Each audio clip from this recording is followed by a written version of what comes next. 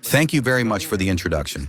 After such kind words, I shouldn't ask a boring question, only a bold one. Vladimir Vladimirovich, I am such a non-classical nuclear specialist. I graduated from the Higher School of Economics and decided to break the stereotype that only technical professions thrive at Rosatom. I have been working in the industry for 15 years now and am engaged in promoting Russian nuclear technologies abroad. Indeed, you correctly noted that we are building a lot today. We are building 22 units abroad, and today there are 41 units in our overseas portfolio. These are very serious numbers. We have been working towards them. We are moving forward. We are delivering. Of course, objectively, after 2022, we refocused.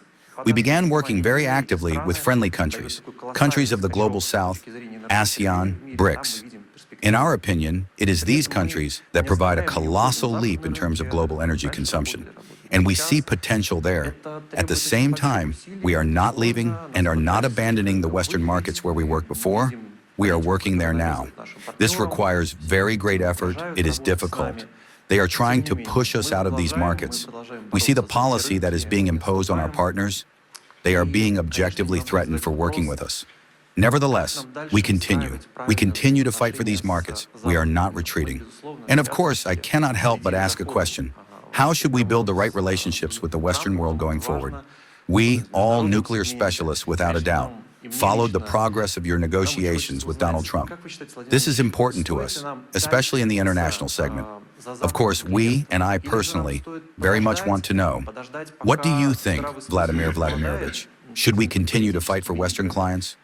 Or should we wait until common sense prevails over some kind of political games, and we finally continue to work constructively with partners? And in general, which way will relations with the USA swing? I think everyone present in this hall is very interested in this question. Will we be able to build some kind of constructive, pragmatic cooperation with Western partners? You said that after the start of the special military operation, we are essentially building more relations with our partners in friendly countries. But we worked there before. If we're being honest, what projects have we actually lost in the so-called unfriendly countries? Well, by the way, we do not have unfriendly countries. We have unfriendly elites in some countries.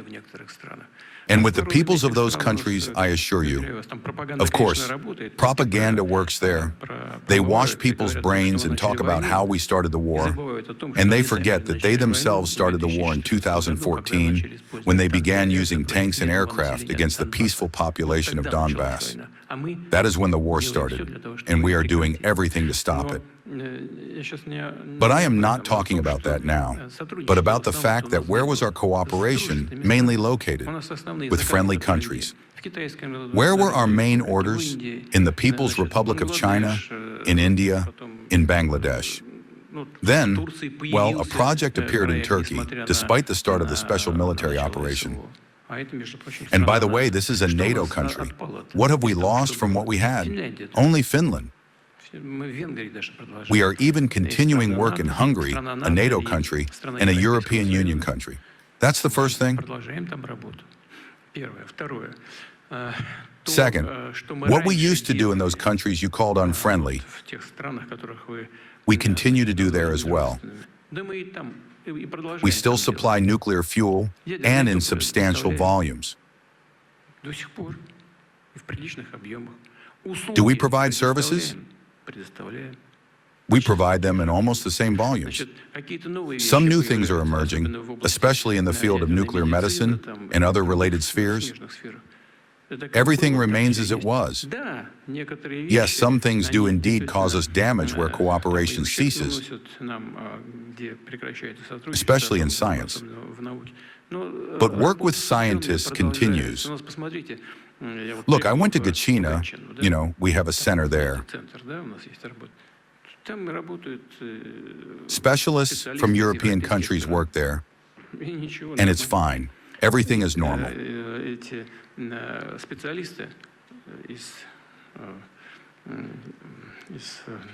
These specialists from countries with which we have had different relations at various historical stages,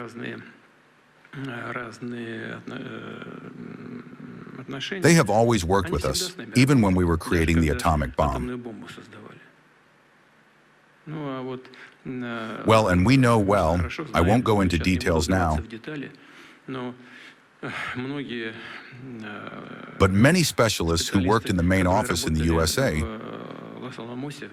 they also cooperated with Russia simultaneously. They were not trivial spies in the direct sense of the word. They were not spies at all. They were simply smart people. And they understood that in order to protect humanity from that genie they were letting out of the bottle, a balance needed to be created.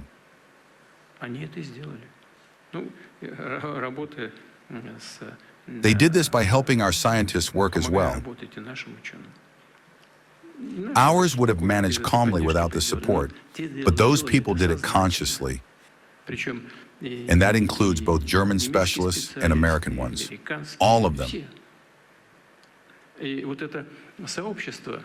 And this community of smart people has never been completely destroyed and never will be destroyed. Science, just like sports, like art, is meant to unite people. It has always been that way. I am 100% sure it will always be that way, and no one will succeed in destroying the scientific community. And as for purely pragmatic issues related to business, we have enough orders. After all, we are #1 in the world today. Rosatom is the absolute leader in global nuclear energy. Not a single company in the world builds as many facilities in general and as many facilities abroad. I just said this, speaking from the podium. It speaks to the quality of Rosatom's projects. It speaks to their safety. It speaks to their environmental friendliness. And there is another very important point.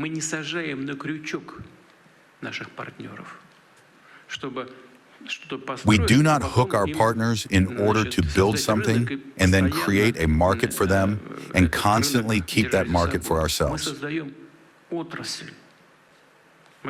We create an industry, we train personnel, we create opportunities for equipment production, we localize on site. You know, specialists in our partner countries understand this, highly value it,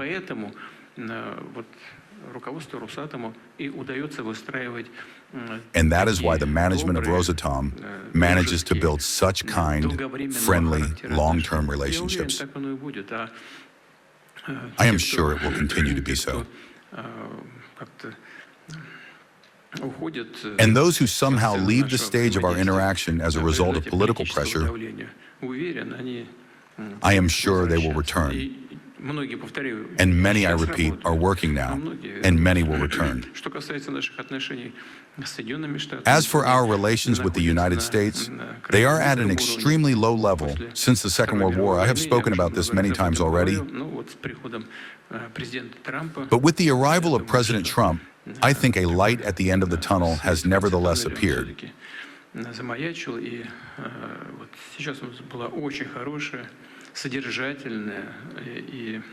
And just now there was a very good, substantive, and frank meeting in Alaska.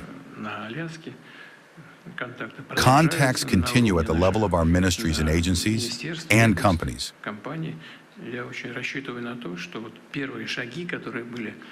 I very much hope that the first steps that were taken are only the beginning of a full-scale restoration of our relations. But this does not depend on us.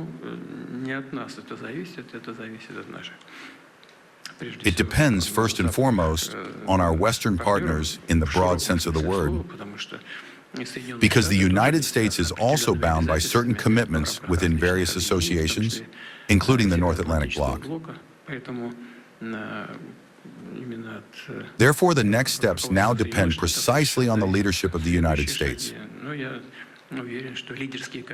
I am confident that the leadership qualities of the current president, President Trump, are a good guarantee that relations will be restored. And I hope that the pace of our joint work on this platform will be maintained.